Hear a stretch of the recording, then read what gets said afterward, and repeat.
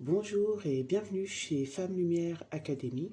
Je vous retrouve aujourd'hui pour vous faire une vidéo assez simple et courte, normalement, j'espère, pour vous, sur les attentes du jury, qu'il s'agisse d'un concours en national ou à l'international. Qu'est-ce que le jury attend de voir d'une candidate ou d'un candidat, premièrement? Et quel va être le type de beauté qui va vraiment être noté, hein, parce que très souvent, quand on vous voit, homme comme femme, on sent que vous avez l'impression que ça va vraiment se jouer sur votre plastique, c'est-à-dire voilà, avoir des beaux yeux, avoir un maquillage bien chargé, ou bien voilà, des choses qui n'ont en fait rien à voir avec ce que le jury va noter en fait. C'est pas parce que vous avez la robe la plus chère que vous allez forcément être la plus belle. C'est pas parce que vous avez le costume le plus cher que vous allez forcément être le plus beau. Alors effectivement, même si l'école s'appelle Femmes Lumière Academy, parce que ce sont les femmes plutôt qui suivent ce type de chaîne, il n'en demeure pas moins que les conseils qui vont être donnés sur cette page s'adressent autant aux hommes qu'aux femmes, et que même si je vais m'adresser à des femmes, tous ces conseils, vous pouvez les rebasculer au masculin, puisque c'est vraiment utile, quel que soit le type de concours de beauté auquel vous vous présentez. Donc effectivement, on peut avoir une très belle plastique, être très belle, et pourtant ne pas être élu.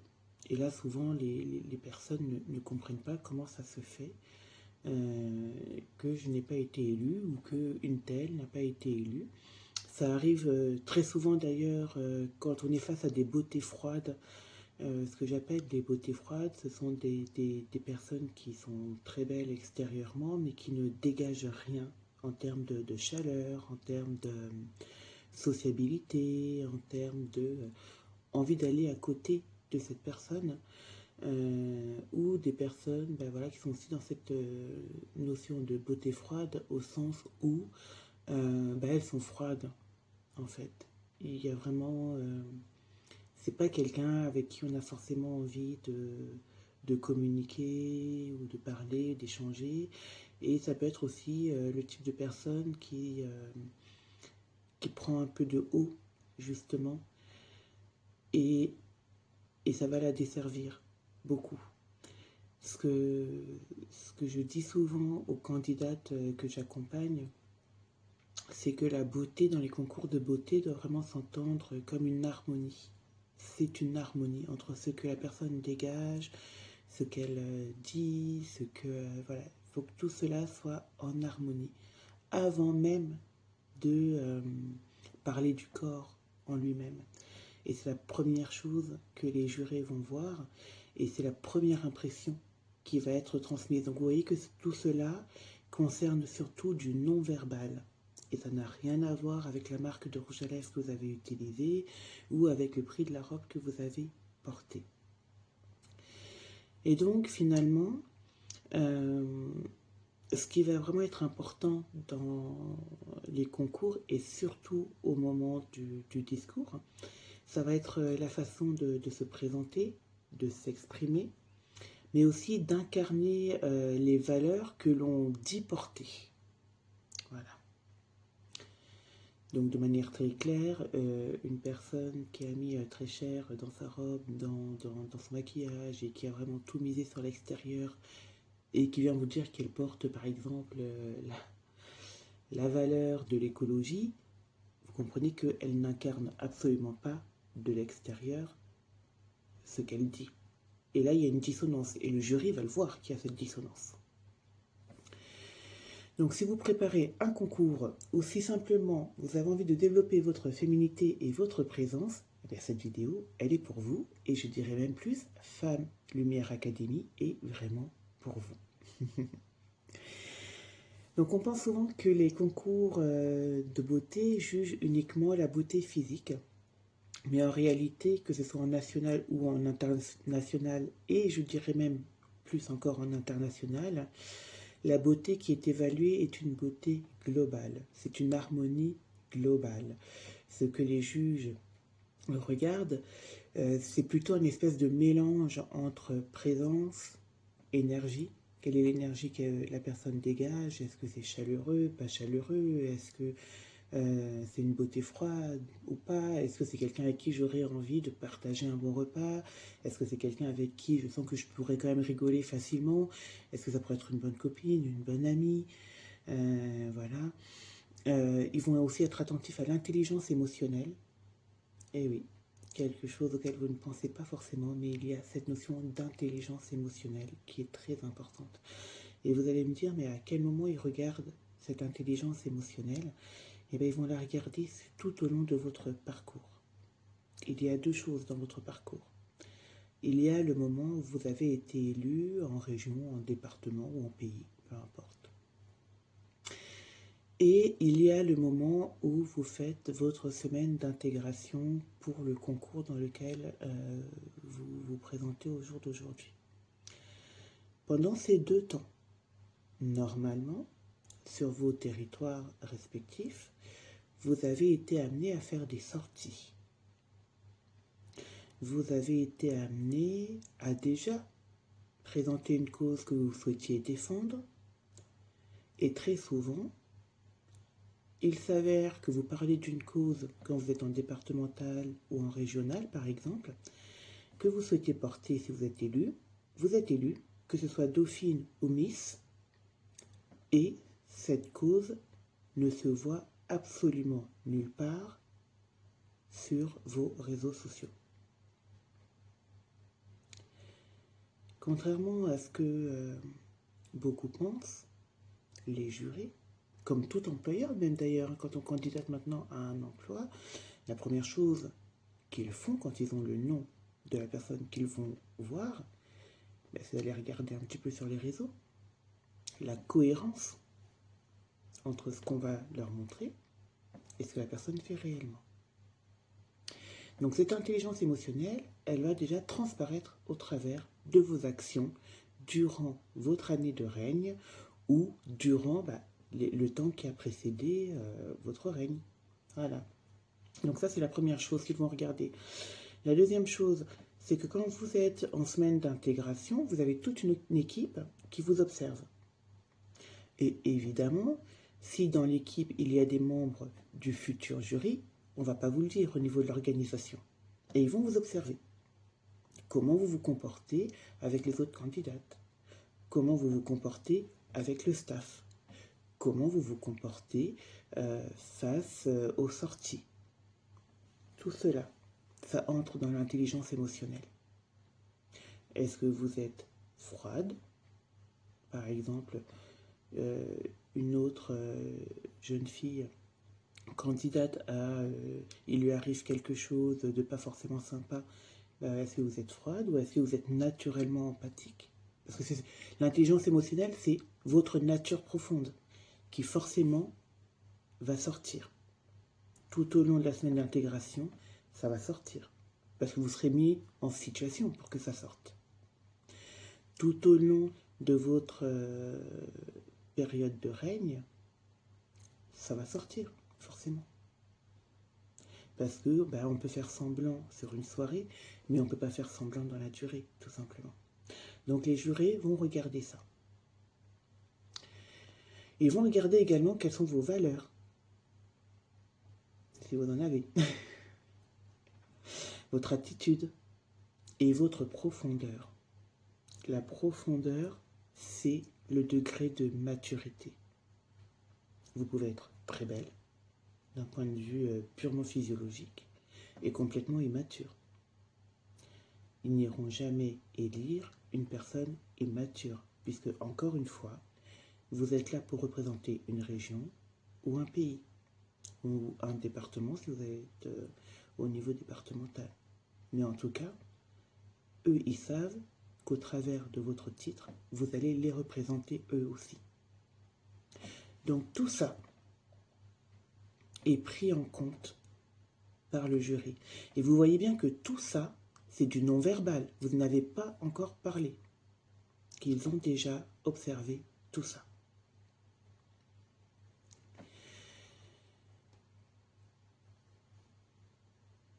Et ça, c'est quelque chose que beaucoup de candidates ont tendance à oublier. Et c'est pas faute que les délégués, on le rappelle ou qu'on essaye de l'amener vraiment en conscience, parce que le jury va voir tout ça. La façon dont vous parlez aux autres candidats ou aux autres candidates, au staff, à ceux qui vous entourent. Et du coup, leurs critères de beauté et donc d'harmonie, ça va être de voir votre capacité à aider, à écouter, à rester humble, à vous comporter avec élégance, même sous la pression, parce que c'est ça qui fait l'attitude d'une reine. C'est pas pour rien que c'est un diadème qu'on met sur la tête. On aurait pu choisir que dans les concours de beauté, on mettait, je sais pas, un chapeau en forme de chaussure à talons. Non, il a été choisi de mettre un diadème, autrement dit une couronne. Demandez-vous, par exemple, quel serait votre type de reine idéal et regardez en quoi vous correspondez ou pas avec ce type idéal. Et de là, vous pouvez déjà commencer à travailler certaines choses pour correspondre à cet idéal. Ce que le jury va aussi commencer à regarder, même sur vos réseaux, pour le moment, vous n'avez toujours pas parlé. Hein. Donc, ce qu'il va commencer à regarder sur vos réseaux, c'est ce qu'on va appeler un petit peu votre culture générale. Ouais. Parce qu'on le voit aussi sur les réseaux, effectivement. Une personne qui ne poste que des photos d'elle en selfie ou de shooting photographe, en termes de culture générale, c'est pas terrible. Voilà. À côté de ça, par exemple, vous avez une candidate qui n'a posté que des selfies d'elle, que des shootings de photographes d'elle, et une autre candidate qui a fait des shootings d'elle, des selfies d'elle, mais qui aussi a des photos d'elle en train de visiter tel musée ou tel espace culturel, ou qui fait de l'équitation et du coup peut vous parler de l'équithérapie, des choses comme ça. À votre avis, quelle est celle qui vient de gagner des points? Rien qu'au travers des réseaux sociaux. Donc, les jurys, ils vont regarder déjà la culture générale, les passions, la curiosité, parce que ça va leur indiquer le degré de maturité de la candidate et ça va donner une idée sur comment elle est capable de se nourrir intérieurement et de quoi elle se nourrit. Donc vous comprenez bien que quelqu'un qui se nourrit de télé-réalité, de shooting et compagnie a beaucoup moins de chances d'arriver que quelqu'un qui est capable de faire un peu plus que ça. Et là, encore une fois, ça n'a rien à voir avec la beauté physique. On est toujours à l'intérieur sans avoir encore fait de discours. Une femme qui lit, qui apprend, qui s'intéresse au monde, va rayonner naturellement sans effort. Et c'est ça la beauté, et c'est ça l'harmonie. C'est quelque chose qui est à l'intérieur qui va rayonner naturellement à l'extérieur. Évidemment, le jour de l'élection et même pendant la semaine d'intégration, vous êtes naturellement stressé, vous êtes des êtres humains, donc ça on sait. Et ce qui va être observé, c'est votre capacité à rester calme, stable, dans votre énergie et dans votre capacité à gérer le stress. C'est pour ça que sur la chaîne, vous allez avoir des méditations. Il y en a déjà une justement qui est là, parce que la capacité à gérer le stress fait partie des critères. Ce qui va aussi permettre quelque chose à l'intérieur qui va rayonner naturellement à l'extérieur, donc c'est finalement l'aura qui va entourer la candidate, c'est aussi en lien avec sa capacité à prendre soin d'elle. Méditation, sport, sommeil, enfin des choses qui l'épanouissent vraiment, qui, je vais dire de manière très simple, vont nourrir son âme. Voilà.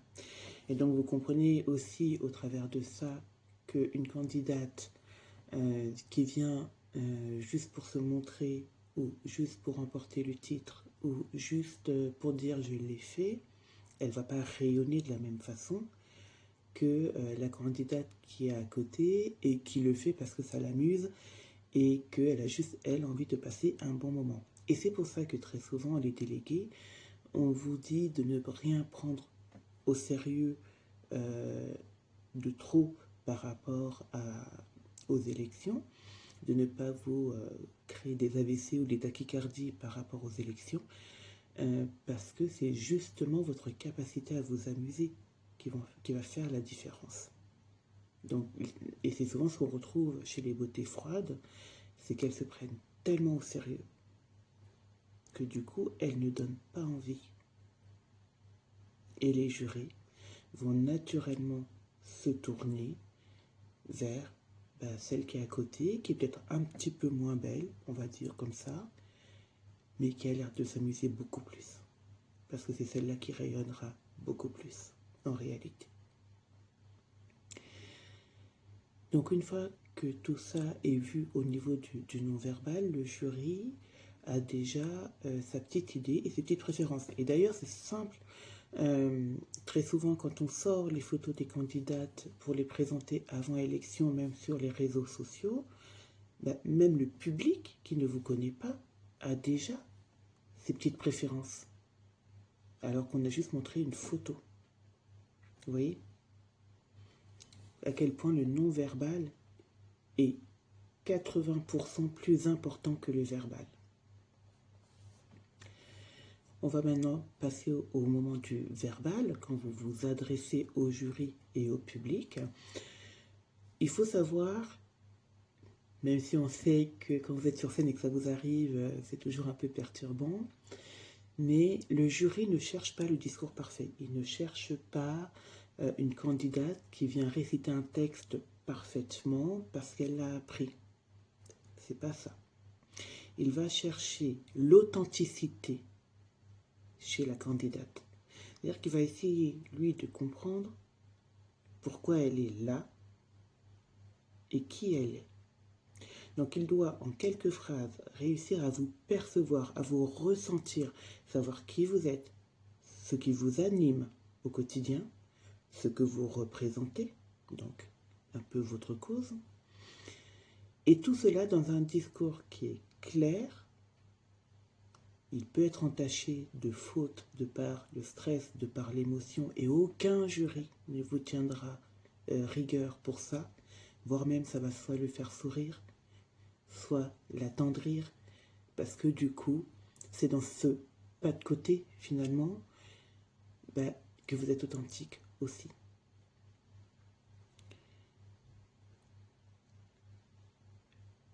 Pourquoi on vous demande de travailler vos discours avant? C'est donc pas pour que vous puissiez les réciter de manière parfaite, c'est juste pour qu'ils ne soient pas confus. Parce que par contre, un discours confus donne l'impression d'une personne confuse. Et une personne confuse, personne ne va jamais les lire.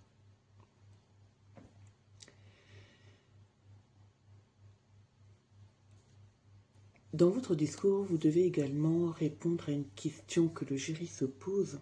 Il ne vous la posera pas forcément directement, mais en tout cas, tous les jurys se la posent.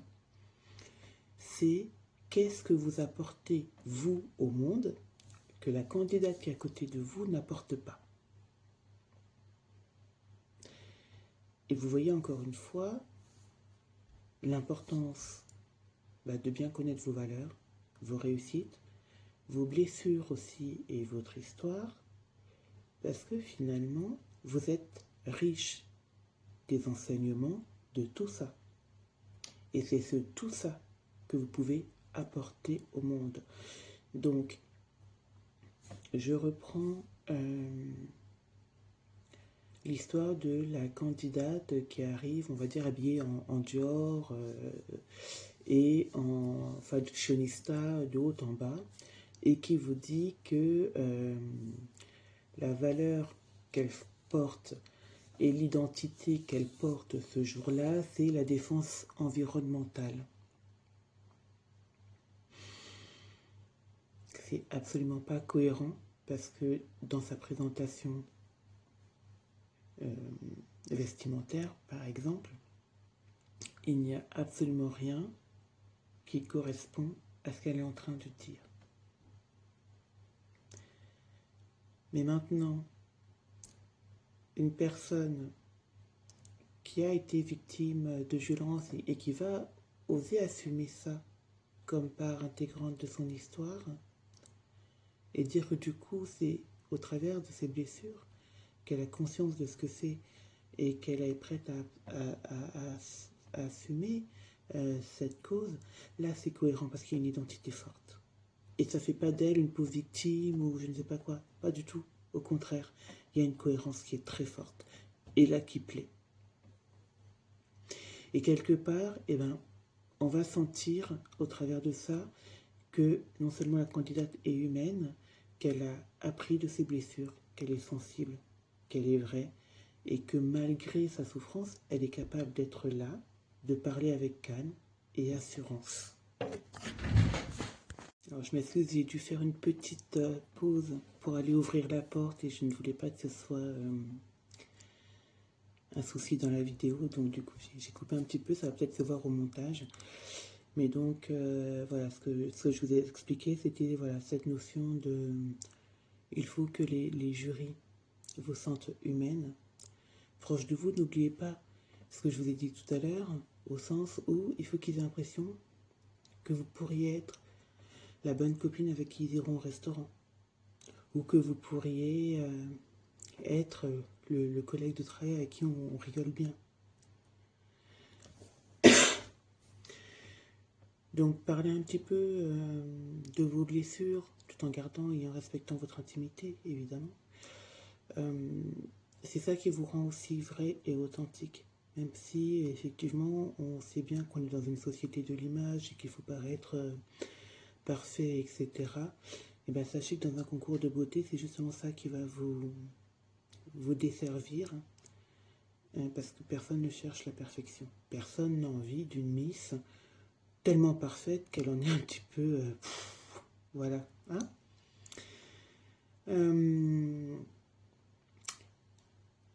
et donc, pour en revenir sur la notion de cause, et encore plus aujourd'hui avec l'émergence de beaucoup de concours beauté basés sur l'humanitaire, beaucoup de concours de beauté basés sur d'autres valeurs justement que les critères physiques. Pour ma part, par exemple, le concours de beauté que je gère, je fais vraiment travailler la... J'encourage en tout cas à faire travailler la féminité et la sensibilité environnementale. C'est mon objectif à moi. Donc vous voyez bien que ça n'a absolument rien à voir avec, encore une fois, la plastique physique. Et donc dans tous ces concours de beauté, il faut une cause, mais une cause réelle. Encore une fois, n'oubliez pas, très souvent le parcours, c'est on fait le département, on fait la région, après on fait le national, après dans certains cas on fait l'international. Vous sortez une cause en départemental, vous êtes élu, vous ne la défendez absolument pas entre le moment où vous êtes en départemental et où vous allez en régional. Et rien même dans vos stories avant ou vos réseaux n'indique l'existence de cette cause. Vous risquez déjà en régional d'avoir quelques soucis de crédibilité. Alors imaginez si vous arrivez en national, c'est un carnage, et à l'international on n'en parle même pas. Donc vous voyez, il faut que ce soit vraiment une cause qui vous permette de vous impliquer. Il faut aussi que ce soit une cause que vous connaissez bien, parce que si vous tombez sur un jury qui connaît la cause ou qui la défend par ailleurs, parce que vous ne connaissez pas la vie privée des jurys, et qui commence à vous poser des questions dessus, je vous souhaite d'avoir les bonnes réponses. Donc, et la question que va se poser le jury, et c'est là que vos réseaux sociaux ont vraiment beaucoup d'importance, c'est d'accord, alors tu me dis que tu défends ça, mais qu'est-ce que tu as fait par rapport à ça? Même un petit truc. J'ai rien vu sur tes réseaux sociaux qui m'indique. Ah, tu veux lutter contre la pauvreté dans le monde. D'accord. Est-ce que tu as déjà fait une collecte? Ben, rien sur les réseaux sociaux m'indique que tu as fait une collecte. Est-ce que tu as fait un appel aux dons? Non. Est-ce que tu as même participé à un téléthon? Non. Est-ce que, je sais pas, tu étais à un loto ou tu as fait un don? Non. Mais du coup, est-ce que vous pensez que vous êtes fiable dans vos propos à ce moment-là aux yeux du jury? Bon, vous avez compris que non, évidemment. Donc le jury, il a bien compris que c'est quelque chose que vous dites comme ça, histoire d'eux, mais que bon. Par contre, la petite copine à côté, la candidate à côté, si effectivement elle a participé à une ou deux choses humanitaires, même de petite envergure, au sein de son village de 30 habitants, et ben, elle vient déjà de marquer un point par rapport à vous. Voyez? Donc ce qui va être regardé là, c'est pas la perfection, encore une fois, mais la cohérence. Et encore une fois, la cohérence mène à l'harmonie. L'harmonie mène à la beauté mène au titre. Quand vous faites votre discours, ne cherchez pas à faire des phrases super compliquées. En plus, très souvent, c'est le soir, les élections. Le jury a travaillé toute la journée, donc ils n'ont pas envie de sortir un dictionnaire à chaque fois que vous prononcez un mot. Ne cherchez pas non plus les mots qui font bien. On évite aussi les... alors, je m'appelle, je suis... voilà, ça par contre, non. D'où l'importance aussi de travailler l'élocution. Mais privilégiez toujours des mots simples, justes et sincères. Ça sera toujours 100 fois plus puissant qu'un discours qui est surjoué, voire trop travaillé. Voilà. C'est vraiment... Voilà. Mais vous voyez que cette partie-là, qui est la partie verbale, finalement, va représenter 20 minutes... pardon, excusez-moi, représente 20% des 100% de tout ce que le jury va évaluer. Et c'est bien pour ça que vous avez des discours qui vont durer 1 à 2 minutes sur une soirée d'élection de 2h30, 3h. Vous voyez? Alors, vous enlevez sur 2h30, 3h la partie du discours et vous voyez tout le reste sur lequel vous allez être évalué. Hein? Donc effectivement, la féminité ne s'apprend pas en un jour. Donc c'est pour ça aussi que quand vous préparez vos discours la veille pour le lendemain, c'est un peu compliqué de le travailler, c'est un peu compliqué de travailler l'élocution, c'est très compliqué pour vous et ça se sent également. Donc contrairement au maquillage qu'on va faire le jour même ou à la robe que vous allez porter le jour même, la partie du discours et du non-verbal se travaille régulièrement, tout le temps. C'est vraiment un chemin d'expression personnelle sur lequel vous allez devoir apprendre la confiance, la posture, l'élégance, l'authenticité. Et surtout, grâce à des petits gestes quotidiens que vous pouvez déjà mettre en place avant même le jour de l'élection. Dès l'instant où vous savez que vous êtes casté pour le concours de beauté, vous pouvez travailler votre sourire, sourire avec sincérité. Vous marchez dans la rue, vous souriez aux gens. C'est déjà un entraînement au sourire. Écoutez avec attention. Hein. Et très souvent, d'ailleurs, quand on vous fait travailler les chorégraphies, bah, on vous invite à écouter la musique. C'est pas pour rien. Marcher avec grâce, donc c'est tout le travail de catwalk. Tenir sa posture et apprendre à respirer avec calme. Tout le travail de méditation. Parce que c'est tout ça qui va aussi être évalué. Je vous renvoie au début de la vidéo sur le non-verbal. Et vous voyez bien que tout ça, vous ne pouvez pas le faire la veille pour le lendemain. Et donc, ce sont tous ces petits gestes qui vont créer l'harmonie après, parce qu'ils vont devenir naturels. Il n'y aura pas besoin de filtre, il n'y aura pas besoin de porter un masque le jour de l'élection. Ça sera naturel. Et ça plaît. Donc au final, parce que j'ai dit que je ne voulais pas faire une vidéo trop longue, ce qui est important à retenir, c'est que le jury veut voir des candidates belles, oui, idéalement. Pourquoi pas? Belles physiquement, oui. évidemment, mais belles aussi dans leur harmonie, et surtout dans leur harmonie. Ils veulent voir des candidates complètes, profondes, engagées, cultivées et humaines. Une candidate qui est capable d'inspirer, d'apaiser, d'unir et de représenter son pays avec élégance. La beauté qui gagne, c'est pas celle qui impressionne, c'est celle qui touche, celle qui est sincère, celle qui est naturelle. Et si vous regardez la dernière Miss France, le discours qu'elle a fait, la Miss France actuelle, le discours qu'elle a fait est un discours parfait quand on est face au jury. Elle a parlé des blocages qu'elle avait dans sa vie par rapport à son âge, de ce que ça lui faisait vivre à l'intérieur, et que pour une fois, elle s'était présentée, elle, juste pour dire qu'il y en avait assez de dire non, tu es trop vieille. Évidemment, ça a parlé à tout le monde.